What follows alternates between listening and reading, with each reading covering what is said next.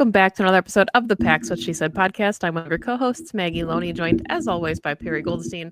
And it is everybody's favorite kind of episode, the crossover episode, where we'll be joined by Andy Herman of the Pack-A-Day podcast, the Podfather.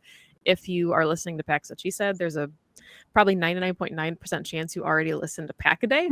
So when Andy asked me to join Perri and in replace of Grant on the Sunday show, I said, absolutely, let's do it. So you're going to hear the Pack-A-Day music, and then we'll be back with Andy to do the full episode. So thank you, as always, for listening, and we hope you enjoy the show. Go Pack Go.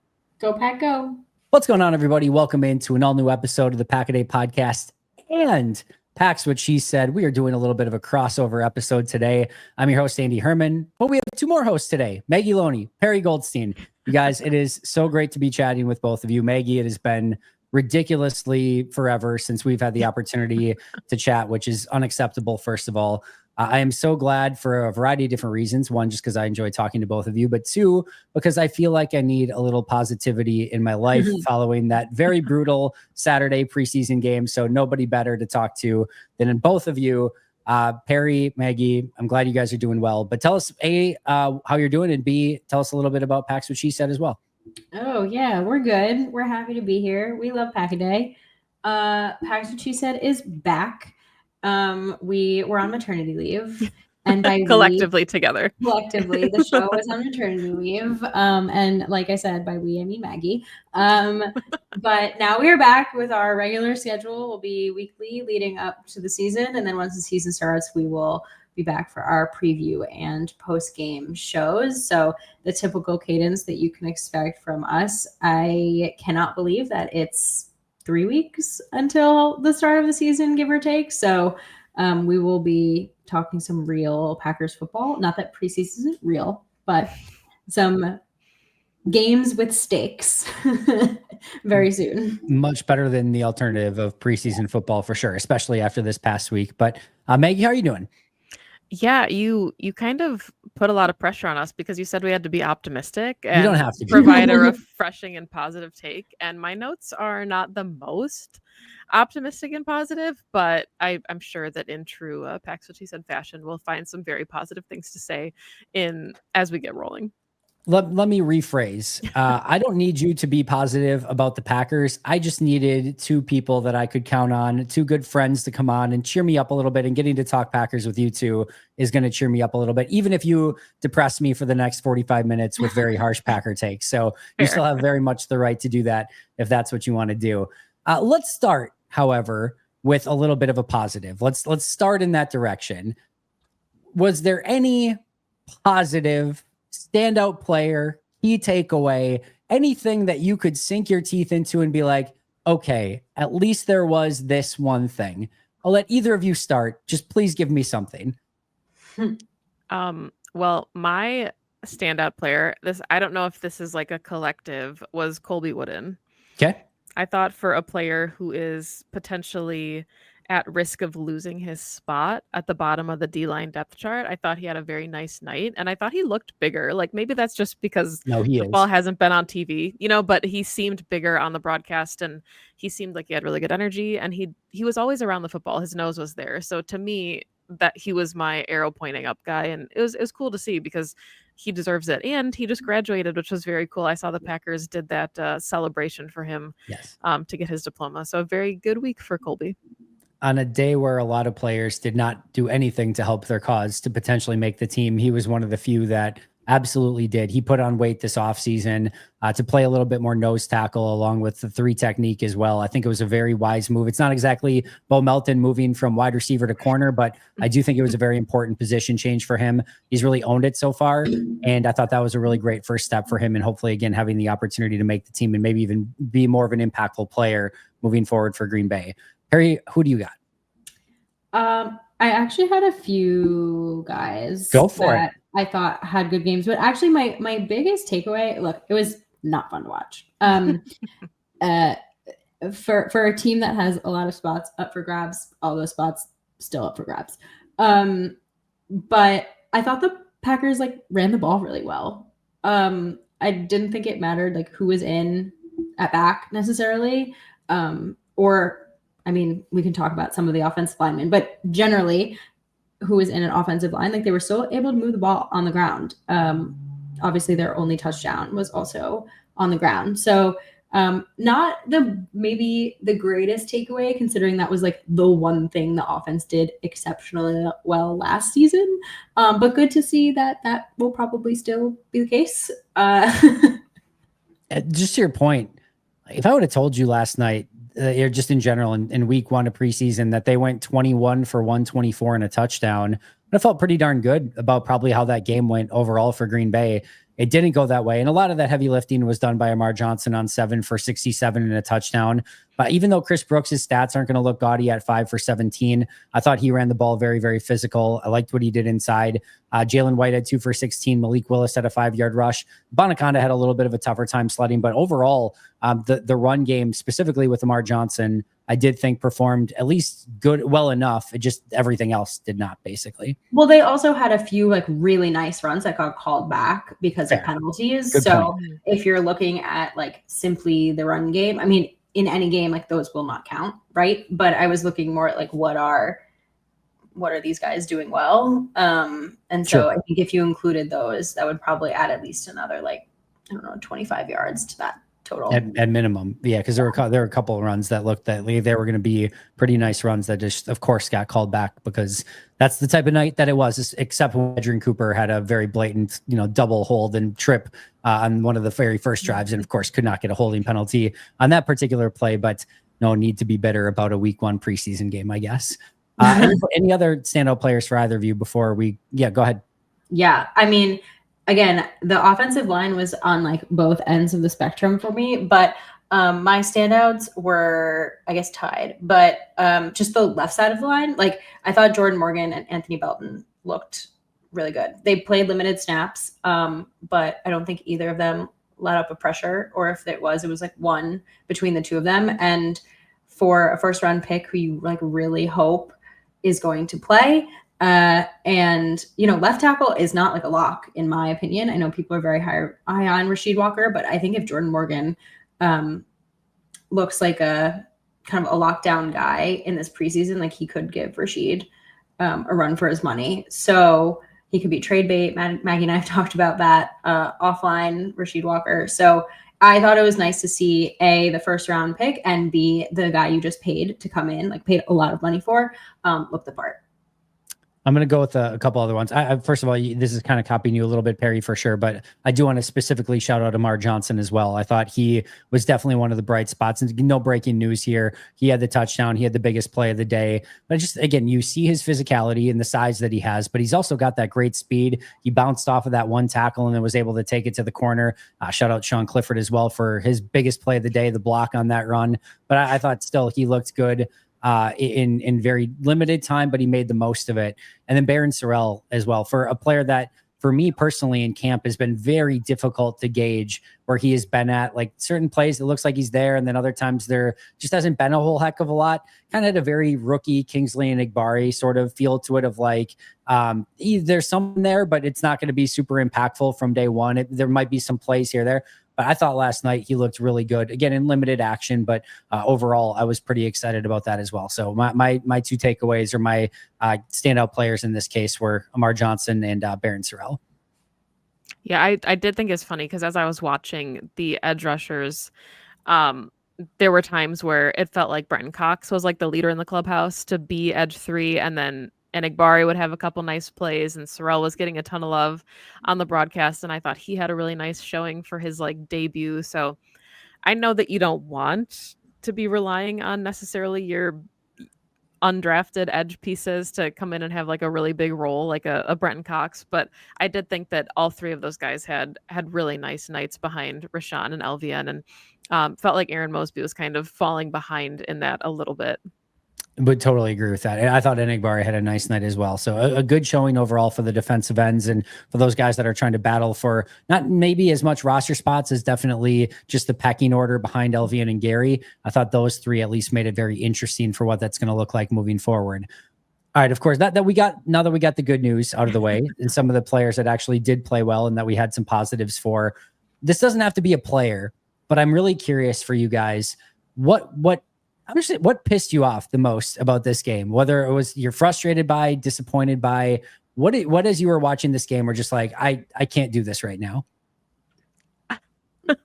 I mean, you go. I think it kind of ties into what we were talking about earlier with the players that had really nice nights. I think Matthew Golden deserves a little bit of a shout out for this, just because it was the drops, right? It was the Sure. consistent things that we've seen the Packers repeatedly struggle with, that you're like, okay, they have an entire offseason, they have an entire offseason program, and then they have training camp, and you're expecting some of these wrongs to be righted in an entire, I don't know, 6-month cycle or however long they've had to kind of work on some of these issues. So for guys that normally have really reliable hands like Romeo Doubs to come out and everybody to just make their quarterbacks look so much worse during the preseason, it was tough to see, because it was something they struggled with last season, had like the most dropped catchable balls in the NFL, and then to come do it again in week 1 of the preseason. Yes, of course, it's week 1, and that's what the preseason is for, is overreactions, but it's certainly something you would have hoped for guys that are trying desperately to make the bottom of the roster, that they would have fixed up a little bit. Perri? That's exactly what I had written down. Also, I have exactly verbatim, why so many drops? Question mark, exclamation point. It's just, it's frustrating to watch, because it also makes it extremely hard to evaluate anybody if you're not moving the ball and you're punting consistently on offense. I mean, for me, the point of the preseason is twofold, right? It is to individually evaluate players and where they fall on your roster / if they fall on your roster, period. And like, get your sea legs under you, like get the team like ready for the regular season, right? Shake the rust off, etc. So part of me wants to be like, all right, we're shaking the rust off. But the other half of me is like, this is a problem that we consistently saw last season as well. And we just hope maybe that it will get course corrected before the season starts. Otherwise, I'm not gonna overreact about a preseason game for sure. Like I said, I view preseason like there are no stakes. This is not a real game. Everyone is doing their vanilla offense, their vanilla defense. It is about those two things that I just mentioned. So I'm just gonna hope that the drops were shaking the rust off. I hope so too. Also, Heath and Melton were definitely a good chunk of that, and they shouldn't see a ton of time regardless, unless again there's injuries. There's a lot of wide receivers that are ahead of them throughout the pecking order in that room. I know Dobbs had 1, maybe 2, depending on how you view it as well. But I have not seen that level of drops in camp so far this year. Hopefully that is not indicative of what this team is moving forward. I talked about this a little bit on Sunday's pod, but I'll just kind of repeat it here. I thought there were 2 things that were kind of themes of this team this offseason. The first, Matt said it on the very first day, as he said, like, what he wanted to accomplish. He really wanted attention to detail. He wanted the little things. It was the little things that were ultimately going to be what made this team great. Like those were the little things that you had to put the work into. And then I also thought there's been this sort of theme of adding some physicality and intensity into this team. I'll even take it one step further. The very first thing that Brian Gutekunst said when he was to kick off the offseason, basically, we've all talked about it a million times, was urgency. So pick your through line of which 3 of those that you want to look at: urgency, attention to detail, physicality. 0 for 3 in the first preseason game. And if those are going to be your themes, if those are going to be the things that you are really hyper focused on as a team, that you really want to make sure that you are doing well, to have you go 0 for 3 in your very first preseason showing in a pretty ridiculous fashion. Like the attention to detail, we heard it from Matt today again, of like offensive linemen that were fanning out to players on blitz pickups that they weren't supposed to do. And just a lot of these little nuances. The drops are definitely a part of that as well. The holding penalties, guys not being where they're supposed to be. That's all attention to detail. I thought the Jets were the more physical team, and I definitely did not feel like anybody, especially even those that were fighting tooth and nail for roster spots, had any level of urgency in that game. So to me, that's what I was most disappointed by. I will say it again. They could have lost this game 1-0. It does not change my view on the outcome of what this team is going to look like in the regular season, the postseason, etc. But if you're talking about the 3 things that are going to be your culture setters for what you're trying to accomplish in camp, a pretty embarrassing start for those 3 particular things. And I think, kind of piggybacking off of the urgency and the attention to detail, I guess nobody mentioned it specifically, but the penalties, it was astronomical. My dad would would be texting me and he'd be like, boy, what's going on? Just another drop. And then like as he was texting me that, there would be another drop. And then he'd be like, boy, they can't get anything going with all these penalties. There would be another penalty. And, or vice versa. And he'd be like, is your stream faster than mine? And it's like, no, this is just repeatedly happening for some of these players. And I know we'll talk about some of them individually, but a really just tough night for, like you said, that attention to detail element where historically, this is an area where maybe not last season, but the Packers, you've relied on them in some of these moments to play really clean football. And I don't know if you shake it off now so that week 1, everything is nice and crisp and you don't have some of that rust like Perri said, but it just felt like there was a lot to clean up from this one. And I don't remember Matt LaFleur's teams having this sloppy of a preseason performance. Denver last year was close, but this one might have even been a little bit sloppier. Yeah, it's at least in the conversation. What I really wanted to do, we may have spoiled a couple of these already through our conversations thus far, but that's totally fine. I kind of took 10 just things that I have seen sort of smattered around the internet and plastered about the comment sections / social media, which is all very indicative of course, what's actually going on with the team. But I wanted to take 10 of those things. Some of them are good, some of them are bad. And just kind of get your feel of if these narratives are fact or if they're fiction, if they are overreactions or if they're fair sort of indictments or criticisms or just truth of what this team is. So you guys ready for my 10 random things that I stole from the internet to kind of go over? All right, let's do it. Let's do it. Number 1, like anyone can go in any direction. Saturday's preseason game was indicative of the same issues and failures that we've seen of Matt LaFleur's Packers teams in the past. Fact or fiction? Well, I mean, I think we just talked about how we've seen some of these repeated during the regular season. I don't know. I think the word that gets me, not to be like nitpicky of the words, but is indicative. Like, am I putting that much stock in this? Like what's the weight of which I view this? Am I going to feel differently if all 3 games look like this? So I'm a hesitant fact, which like, yeah, I mean, we did see some things crop up, but like, am I like, this is an indictment on this team? Not necessarily. Okay, Maggie? Historical fiction. I'm just kidding. I don't know. I mean, like, I think that, like Perri said, the language is very strong. And I'm really excited to continue this exercise because it was really hard to tell on social media if it was satire or if people were genuinely overreacting this strongly to the preseason game. I think it was genuine. And again, it's probably, I think it was genuine. So that, I mean, I think that colors things too, is depending on how you look at it. Yes, are these things that should be cleaned up? Yes, but is that exactly what the preseason is for? Yes. So I guess fiction, where it'll be cleaned up. I'm very much with Perri in the fact that I think it's fact that we saw all the same things that have been failures in some huge moments, including last season, did show and sort of rear their ugly heads in this game. I do not think it's predictive of what's going to happen for this team moving forward. I do think we saw, and I think why there was so much anger and vitriol and just what I still think is overreaction is because for most people, even us 3 are in a very unique thing where we're like watching this team like a hawk, day in and day out through everything. Right.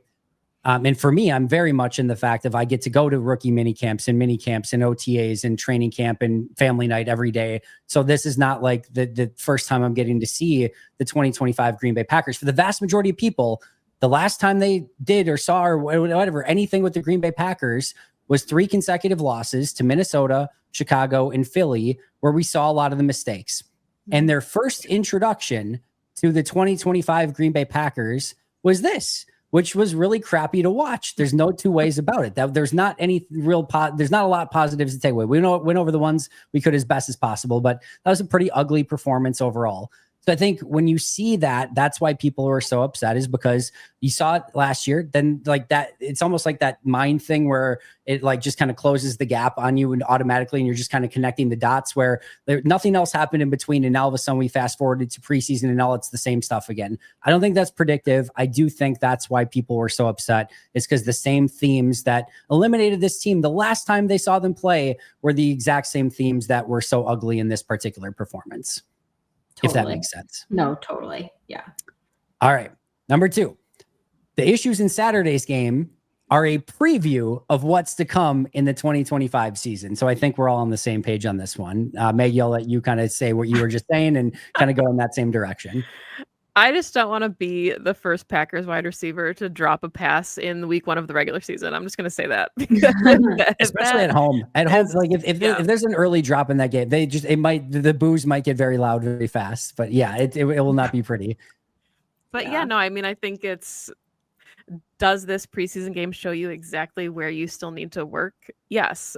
Is that unfortunately exactly where you left going into the offseason, needing to work? Yes. So, I mean, I guess bonus points for not having new issues crop up that you have to fix, but is it kind of concerning that it's the same issues?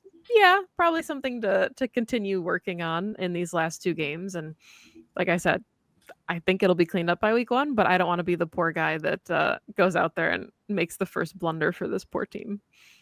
Yeah. Fair enough. Perri? I don't. Look, like, we saw the starters together for 3 series, like less than that. It was 3 series that Jordan was out there with his ones. Like, none of these guys have played together in months. I mean, you're practicing together, but it's a new starting 5. It's a new wide receiver. Do you want to look better than that? Yeah, 100%. Do I think that over the course of an entire game, if we got Jordan Love and his guys, that they would continue to look like that? No. And that's what the season is going to be. It's going to be the starters actually out there for a full game. So I just I cannot extrapolate this performance to the season when the bulk of the time, and I said this at home today, and now I feel like I have to caveat it with no shade, but like the bulk of the time spent of this game were guys who are fighting for their spot, right? Like that's the point of the preseason, is to iron out the depth, figure out like some up for grabs roster spots. So 3 quarters is going to be like guys that you respectfully hope are not starting games for you. So yeah, I mean, no, this is not what the season is going to look like. I'm right there with you. They come out very harsh. I didn't mean it to. I just like you cannot extrapolate from this to the real season. We're in lockstep. Again, it means nothing moving forward. These games, again, they're not real football. I talked about this on a live chat that I just did, but if you were to take like the pie chart of like what real football is, and it's like the real football is like 100%, like preseason is like 5% of that pie chart of like what it actually is. Like it's so much different. Also, like you're not getting the full offense. Like no, LaFleur's not calling his good stuff. Like nobody's trying to show any real tape. It like to your point, Andy, it's such a fine line to get what you need to out of the preseason without it actually impacting the real season.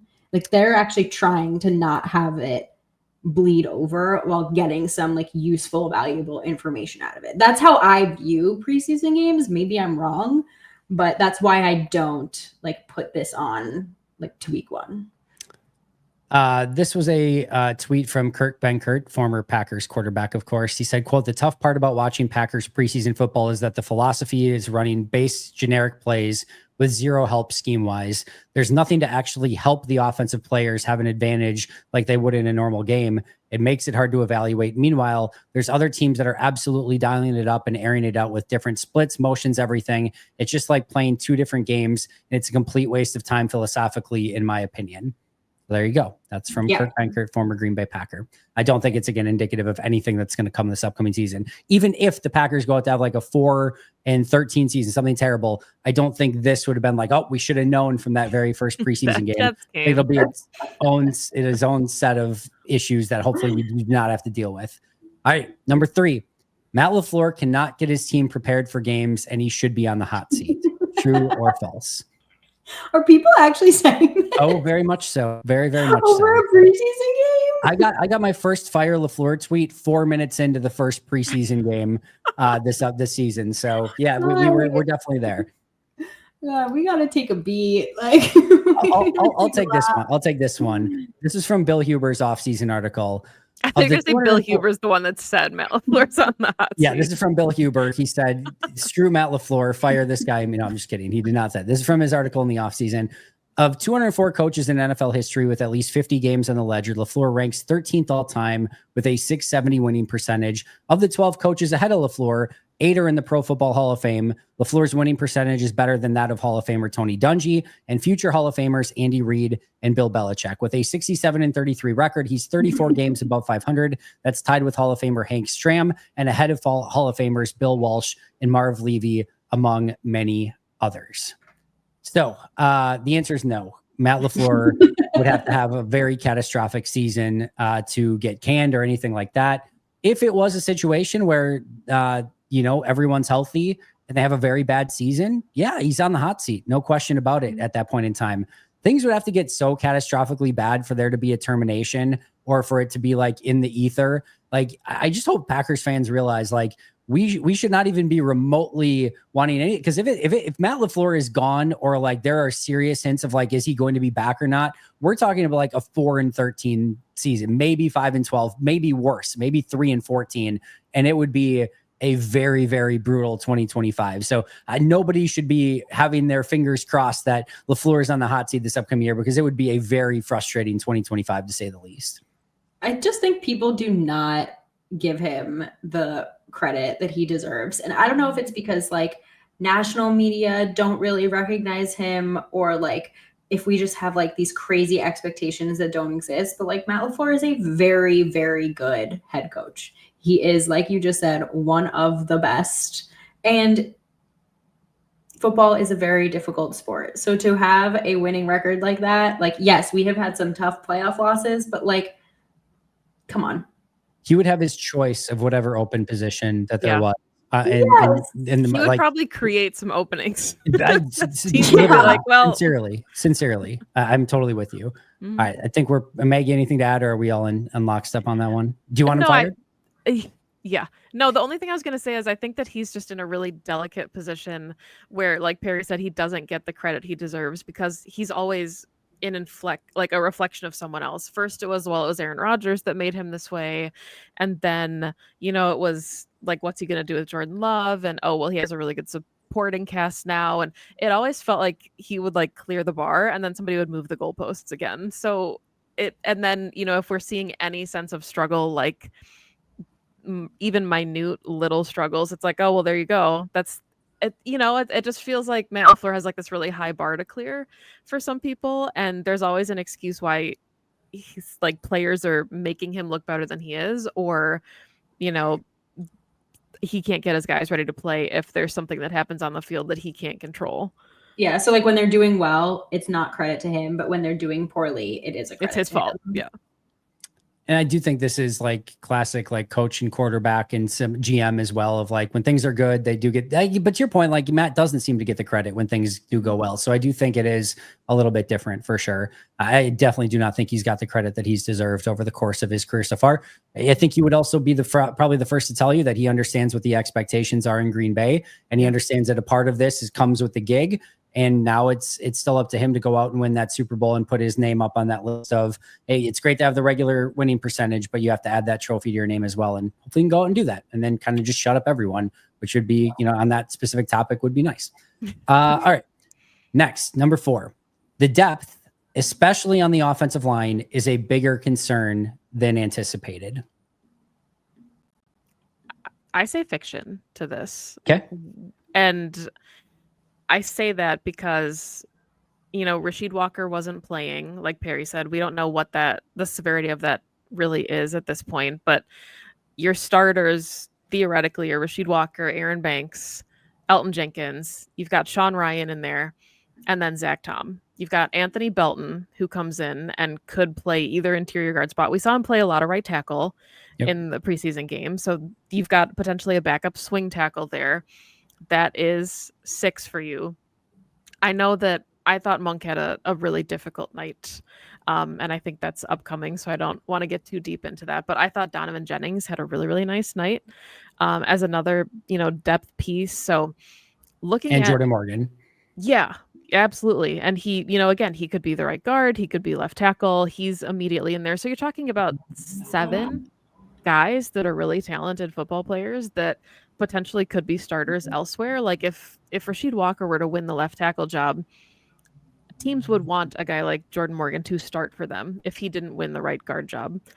So I think you've got 6 or probably 7 starters already on your offensive line. So if your offensive line number 8, is in his first preseason game, how often do you have 3 backup offensive linemen starting multiple games for you? And I know that does happen. You pay these guys for a reason, but I think the depth is actually better than it's getting credit for. Okay, Perri? I just realized that I mixed up Anthony Belton and Aaron Banks, and I'm going to ask them earlier. I'm going to ask them to please stop getting guys with the same initials. Thanks. But I stand by what I said about the way Anthony Belton played. I'm with Maggie. I don't know that I have too much to add. I think when you have enough guys that you can slot in multiple positions to start and look like they could play, then that's, I don't know how much more you could ask for. I think here's my question is if Jacob Monk had not had as bad of a night as he did, would we be asking this question? Is he the only one that had the tough night, and then therefore we are just projecting him onto the rest of the depth? It feels like a reaction to that. Yeah. All right, I'm going to say, Maggie, I think you actually talked me into this one. I was going to go with, I do think it is a slightly bigger concern. I think you bring up the really great point of, listen, go canvas the league and see if they can get to their number 8 offensive lineman before having concern. Literally 32 out of 32 teams at this point, basically, if you get to your 8th offensive lineman and have concern, you are just another team in the NFL. It's really difficult to have that level of depth. And I will actually say 2 of the bright spots I thought overall in this game were Jordan Morgan and Anthony Belton. And I know Anthony Belton made some mistakes too, but the mistakes are coachable. The stuff that he actually showed from a physical standpoint and even some of the footwork, just being a little bit quicker than I anticipated, I thought that was actually gave me a little bit more confidence. So if you're talking about just the top 7 guys, I think we're right where we were. I do think Monk had a really rough game, and then combined with Travis Glover being out for the season, and then Kadeem Telford having a really rough camp so far. Jennings has been solid at guard, but when he's lighted as a center, it's been really ugly, really, really ugly. So there's just a few things with some of the injuries and Monk having a bad game that I thought actually 8, 9, and 10, even that was going to be there's some possibilities here that one of these guys, if not 2 of these guys, could potentially take that next step and maybe even be a guy that you could potentially trust. And I'm not sure I'm there. And then with John Williams not playing a single snap yet and looking like it's probably going to remain that way, just a little bit more disappointing than maybe that bottom portion I thought was going to be.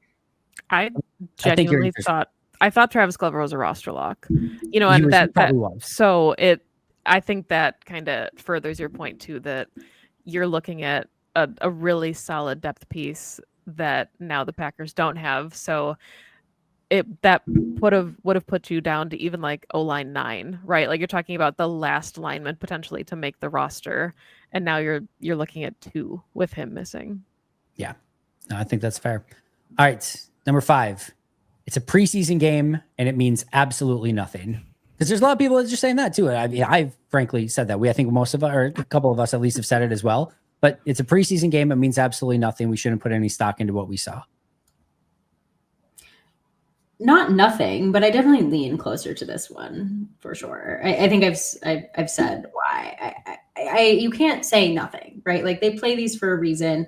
Coaches look for things within these games for a reason. These guys have the opportunity to step up and change the narrative around whether they deserve a roster spot or not in these games. So if they mean something to the players and the coaches, they mean something, period.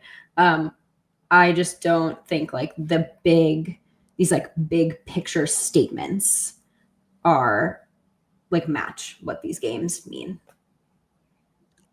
Fair. I don't know how long it was at this point, 5-6 years ago, when I interviewed Justin McCrae for Cheesehead TV. I asked him this actually when he was fighting for a roster spot. I said, what matters more to players? Is it having a really good training camp or a really good preseason? And he said it depends who you're playing for. He said if you're playing to make the team that you are on, the training camp is what matters the most. But if you are playing to audition for the rest of the league, knowing you might not make it on your initial 53, then the preseason matters more. So to Perri's point, like what she said earlier, the preseason might not matter as much to Jordan Love or Tucker Kraft. The preseason matters a hell of a lot more to Jacob Monk, because if he doesn't feel like he's now a lock to make the Packers 53, well, the audition he put out on Saturday is not what he wants the rest of the league to see. But if you're somebody like Donovan Jennings, who had a really nice night at offensive line, and you're like, well, I don't know if I'm, there might be too much depth here in Green Bay, but if I don't want to go back to their practice squad, there is a team out there that could potentially sign me to their initial 53 to be their O-line 7. So I think that is kind of how you answer that without answering it. I love how literal, especially that Perri is on this one, and you're not wrong. So is the preseason game? It's a preseason game, and it means absolutely nothing. Perri, you are correct. That is false. It means something. What I will add on this is that the loss by 20 points, in this case, to the Jets means absolutely nothing. There are takeaways. There are things to improve upon. There are things that you learned from this game. There are evaluations that you got. Those things all have value. So the preseason game, it meant something. You got something out of it. The actual loss by 20 or whatever means absolutely nothing in the long scheme of things. I will put it that way. That's fair. Yeah. All right. Number 6. It's good that they got punched in the mouth now to learn from the mistakes before it actually matters. True or false?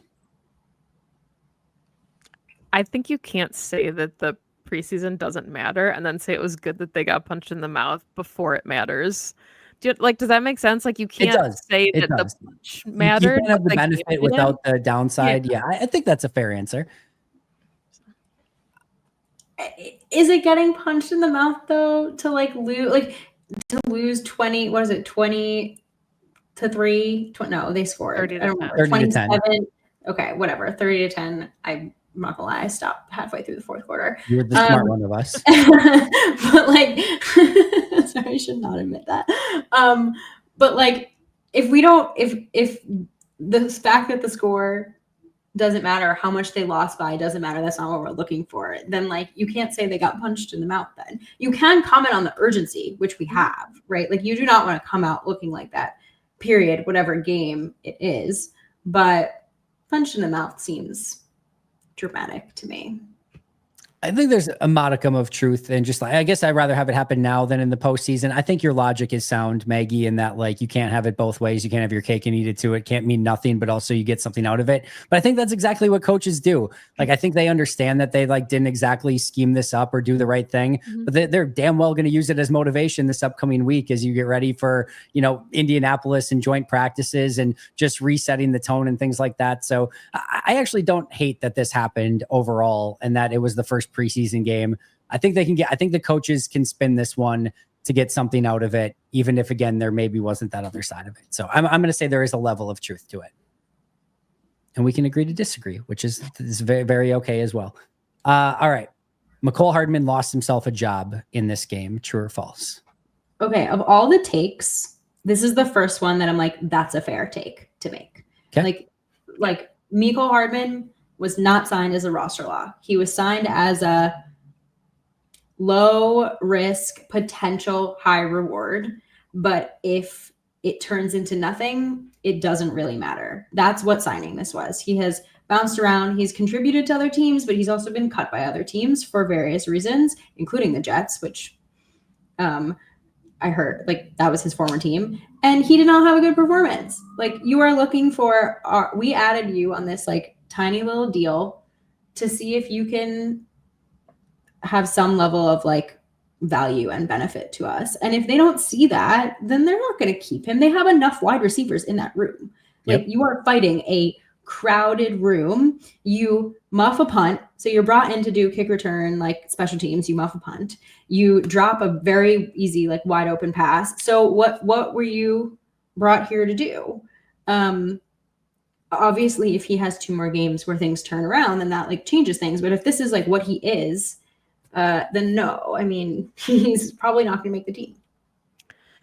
Yeah, I mean, I think that there were certainly opportunities for him to showcase why he deserved to be wide receiver 6, and they fell flat, right? I mean, Christian Watson obviously is not playing. Jaden Reed wasn't playing. Savion Williams wasn't playing. Dontavian Wicks wasn't playing. And yes, those 4 guys are making the team. Maybe, Christian Watson starting on PUP, but those are 4 roster locks. So then you've got Dobbs and you've got Matthew Golden. Like, you're talking about, maybe the very last slot. Like Perri said, you're brought in to play special teams. You muff that opportunity. And like Abanikanda played really well on special teams, I thought. He had some really nice returns for some nice chunks of yardage. So if there's like a player they're taking a flyer on to fill that special teams role, I think at this point it goes to a running back depth piece before it would go to like a 7th wide receiver. Sure. I don't think he lost it quite yet. I think he still has a chance, but man, he did not do himself any favors and definitely put himself well behind the 8 ball to the point where like he might need that Desmond Howard punt return for a touchdown in a game, or like something that shows of like, all right, we can't cut this guy. So I don't think he quite lost it yet, but I definitely think he's made it so that he has to get himself back in good graces and definitely overcome a very abysmal performance in this game. Yeah. All right. Easy enough. Number 8, Isaiah Simmons and Jacob Monk should not be locks to make the roster. I'm just genuinely curious, like if either of you had Isaiah Simmons from the beginning as a roster lock. Jacob Monk, I thought he would be like O-line 7 on the depth chart. And I still think he makes the roster, but I do think that he had a really tough night. And, I'd be curious to go back and rewatch and see if more of those struggles came at guard and he felt more comfortable at center. But I know he did have another penalty when he was at center. So I don't think I ever had Isaiah Simmons like penciled in to be a roster lock. To me, it was always Jacob Monk. Simmons, I thought, was like a fun piece for the Jeff Hafley defense, but I don't think yesterday really changed too much for me. Okay, fun aside really quick here. This is my May 20th list of roster locks. I'm going to see if there's anyone. First of all, I did not have either Isaiah Simmons or Jacob Monk at that time as a roster lock. But I'm going to see if there's anyone that you would now say is no longer a lock to make the roster from this list that I had. So I had, all right, Jordan Love, Malik Willis, Josh Jacobs, Marshawn Lloyd, Dobbs, Golden, Reed, Savion Williams, Dontavian Wicks, and then Christian Watson on the PUP, Tucker Kraft and Luke Musgrave, Walker, Banks, Jenkins, Ryan, Tom, Morgan, and Belton, the 7 top offensive linemen. Only 3 defensive linemen, defensive tackles, Kenny Clark, Devontae Wyatt, and Carl Brooks. Rashawn Gary, LVN, Barron Sorrell, and Colin Oliver at edge. Edgerrin Cooper, Quay Walker, Isaiah McDuffie, Tyron Hopper at linebacker. Nixon, Hobbs, and Valentine at corner. McKinney, Williams, and Bullard at safety. McManus, Whalen, and Orzik on special teams. I had 38 total. Is there any one of those 38 that were roster locks at the time that you think would not be a roster lock now? I have two potentially. I have more that I think are making this roster. I think that's fair. I think you could probably add more locks onto it. Yes. But like Colby Wooden and Brenton Cox, I would like. I don't know that I would put either as locks yet. I don't know that I would put either of them on that list yet. Good bets maybe, but I don't think I'd put either as locks yet. But they've been playing well, to be fair. But I guess to the point of this question, like, no, like if I don't think either of these guys were ever or are still locks to make this roster. It's perfectly reasonable. We are still in the realm of they can make the team, and I'd be like, yeah, sure, that makes sense. But to Maggie's point, like, were they ever? It sounds like no. So the only player from your list that I like, my ears perked up a little bit, was Colin Oliver, and he's somebody that I'm super, super excited about. But it's just, he's a 5th round pick and he hasn't gotten to play yet. He didn't play yesterday, so I don't think, given his pedigree, that he would be somebody that they would cut, but he was the only name from your list that I was like, that one stuck to me a little bit. Colin Oliver, just because of the injury situation. The only other one I would maybe take off, or at least like slightly be intrigued by, is Carl Brooks. If you told me there was a world in which Clark, Wyatt, Wooden, Brinson, and Stackhouse were the 5, I think they would probably trade Brooks in that instance. I think they would have trade value in him. But if you told me there was one, like a world in which those 5 made it, like Brooks has not done much in camp. I loved him 2 years ago. I thought he was this really fun rookie. I didn't think he did quite as much a year ago. He's been extremely quiet in camp so far. I haven't watched him obviously on the All-22 in that first preseason game. I still think he makes the team. Don't get me wrong, but I think if there was one that I would maybe take off the locks list, that might be the other one.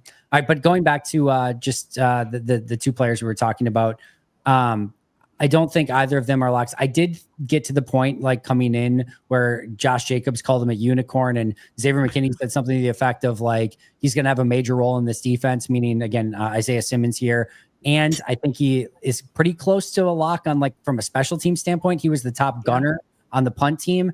I still think Isaiah Simmons is making this team, but I don't know if, as we're sitting here today on August 10th recording this, I would put either in the lock category. And to maybe both your points, maybe neither of them ever should have been. Well, my question, I just view these 2 very differently. Like Jacob Monk is a depth piece. He was, even if he was ever a lock to make this roster, he was never a lock to start, right? So the expectations on him I think are very different from Isaiah Simmons. Isaiah Simmons he's what, 27 now? This is his 3rd team. He was taken in the first round and never lived up to the expectations that you like expect from a first round linebacker. I feel like this feels like his, maybe it's dramatic. You tell me if you think this is like hot takey, but like last chance really to show that like I deserve to be a starter in this league. Starter, just contributor on defense. I think he's done enough on special teams that he's probably just going to get looks, and he's so freaking fast and talented that it wouldn't surprise me if like over the next couple of years, he just was like a number, like had a very, on defense. Career. I mean like starting linebacker. Yes. Like playing the position that he was drafted to play. Fair. So the bar is just so different for the 2 of these guys. Like if you're looking at Isaiah Simmons, like, are you contributing as a linebacker in this defense on a consistent basis? Yes or no? Like, do we trust you to sub in with if Quay goes down? That's a different story and question to me than like, is Jacob Monk worth the 8th like offensive line spot? Yeah. I think that's well said. Anything to add, Maggie? No, I was just thinking that, with Isaiah Simmons, I think he's in a unique spot because I think his role could kind of change a little bit. And I know he talked about coming in and being more excited to play inside linebacker and not have to be that like hybrid tweener between safety and linebacker. We saw him rush a little bit yesterday, which I thought was kind of fun. Some looks off the edge, just given his body type and his speed. But I do think he's in a unique situation where pending injuries like Zane Anderson getting hurt in the preseason, depending on what that looks like, I don't think he would want to kind of revert back to a safety role, but you wonder if that would increase his value, especially on special teams. If somebody, not that Zane Anderson was a roster lock, but if you lose some of those core pieces, then I think that does increase his likelihood even further of sticking. Yeah, I think it's going to just be interesting for both these players. If I were betting today, I bet both of them make the team. But again, probably neither of them locks, and both of them have a little bit of work to do over the course of the next couple preseason games and the rest of training camp for sure. 2 last ones. I think both of them are going to be relatively quick. Number 9, injuries are getting extremely concerning. Perry's going to take the extremely of this very, very literally. I can already tell. Yeah. Okay. Whatever. I mean, are they concerning? Of course. You never want to go into the season with as many players that are injured. I'm kind of I don't know what it was about seeing Jayden Reed in the boot that's what set me over the edge. If you had asked me like pre this game, I would have been like, yeah, but I think like, guys are going to come back and blah, blah, blah. And it sounds like Jayden Reed's going to be there week 1. There was just some like kind of visceral reaction in my soul to seeing Jayden Reed in the booth. I was just like, oh, okay. Now it's like reaching that threshold. Maggie?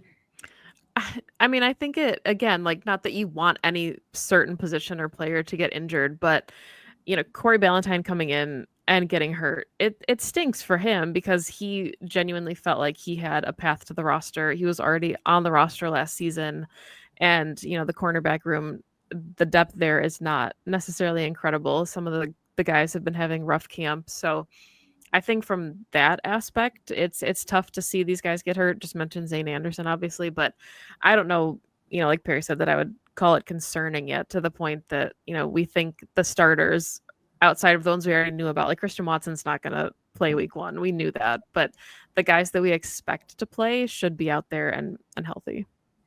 The quantity is getting slightly concerning to me, of just like, there's a lot of guys that are now have some ailment, injury, some guys who haven't, like Colin Oliver and John Williams, who have not even practiced yet. They're just starting to get, and when you get into the, you know, Dontavian Wicks, Jaden Reed, we already know Watson's not playing, Xavier McKinney, Nate Hobbs, and having the surgery, like even if it's preventative, they're starting to get a lot of variables out there that I'm starting to feel more and more, or I guess I should say less and less comfortable with.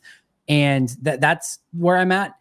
As of right now, like, the only kind of players that we know are out for week 1 are Christian Watson and Travis Glover.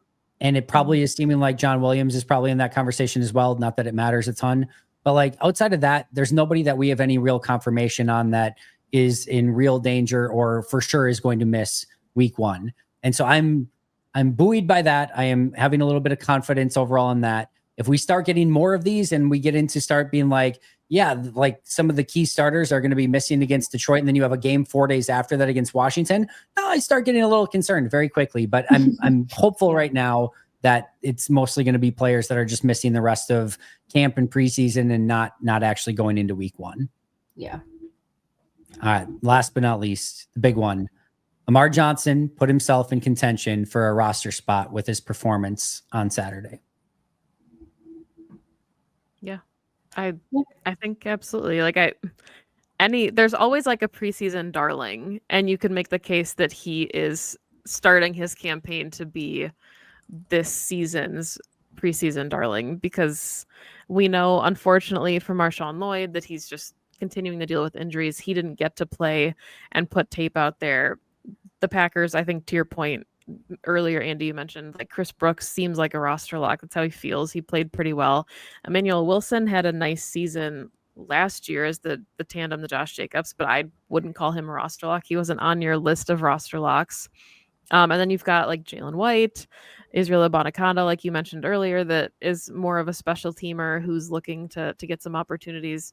At this point, it wouldn't shock me if the Packers take an extra running back over a 6th wide receiver to start the season. And I think Johnson could be why they do that. Okay. I just really like the words that you said, starting his campaign. I think that's perfectly said. I don't know if I'm quite there yet, but it does feel like this was the kickoff of his campaign of like, hey, this is who I am. You're going to start to take notice. And now if he follows it up with a couple more games like that, all right, you've piqued my interest. You have my attention. But I think this is the start of that campaign. I mean, we've most recently seen like an undrafted guy kind of show himself in preseason in Emmanuel Wilson, and then get signed to the roster, and then get called up, I guess, the first year, and then he was brought onto the active 53, and it was just this like really beautiful, amazing thing, because that's like I've said 100 times on this episode, it feels like, but like that's what preseason is for, is to like let these guys have their opportunity to shine and see who kind of like stands out in when they're given their moment. If you guys are Hamilton fans, like I'm not throwing away my shot. Like I love Kyle Hamilton, a huge fan of Kyle Hamilton, one of the best safeties in the league. No, the Broadway show. I know.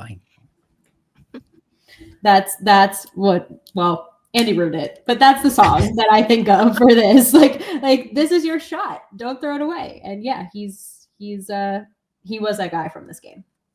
It kind of sounds like Eminem's, like you get one shot, one moment. This is your opportunity. Is it just basically, is Hamilton a remake of 8 Mile? Yeah, actually, that's exactly what the show is about. Actually, yes. Yeah, it sounds incredible. Totally. I kind of like it. Wish it was about Kyle Hamilton. That actually sounds very, very kind of great as well. Mina Kimes can write it, I think. Oh yeah, she would be very good at that, no question. All right, that was the last one. I think we solved all of the Packers problems in one podcast here. At least got clarity on all of the 10 big talking points that have seemingly come out of this game. The biggest talking point that anyone is having right now is that Pax What She Said is back, which we all needed more of in our life. And I'm so excited for it, legitimately, not just saying that. Tell everyone again about Pax What She Said and where we can find you guys all season long. Yeah, you can find us at PWS's Podcast on Twitter, at Pax What She Said on YouTube and Blue Sky.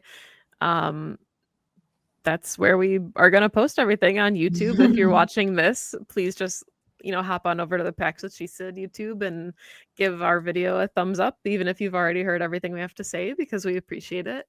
But yeah. Listen to it twice, actually, one on each channel. So if you're on Pax What She Said, listen to that, then come over, listen to it again. Just there could have been so many things that you missed throughout the course of it. So definitely a must do. Leave it running in the background, actually, while you go about your day. See if you hit play on both. See if you can get the play button on both simultaneously so that it plays at the exact same time. Or do it in a round, maybe. Oh yeah, yes. So it's like in like a chorus, like in Hamilton, like 8 Mile. All right. Any final Pax What She Said thoughts before we get out of here? Just, thoughts from the team of Pax What She Said is what I meant by that.